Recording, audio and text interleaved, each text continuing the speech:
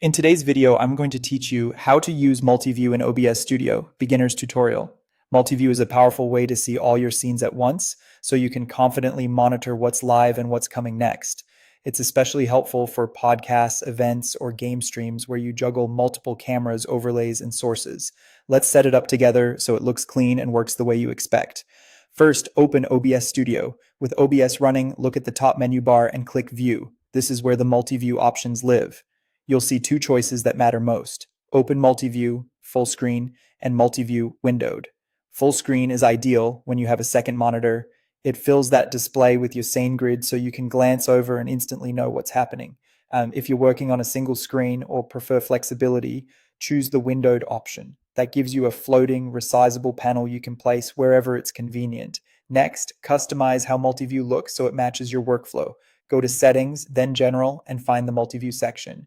Here, you can adjust the layout to control what you see and how it's arranged. Depending on your version of OBS, you can set the grid size, choose whether scene names appear, and include a preview and program area if you use studio mode.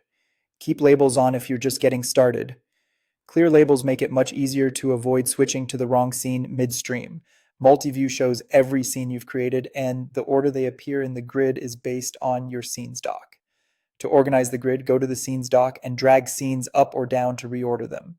Put your most important scenes, like your main camera or gameplay, at the top of the list so they land in the most visible spots in Multiview.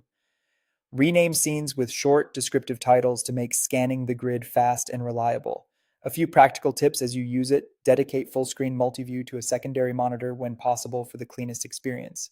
In windowed mode, resize the panel so your smallest scene thumbnail still shows enough detail to be useful. If your grid feels crowded, consider hiding rarely used scenes or grouping your sources more efficiently inside fewer scenes. That's it. With Multiview open, customized, and organized through your scenes dock, you'll have a clear, at-a-glance command center for every live production you run.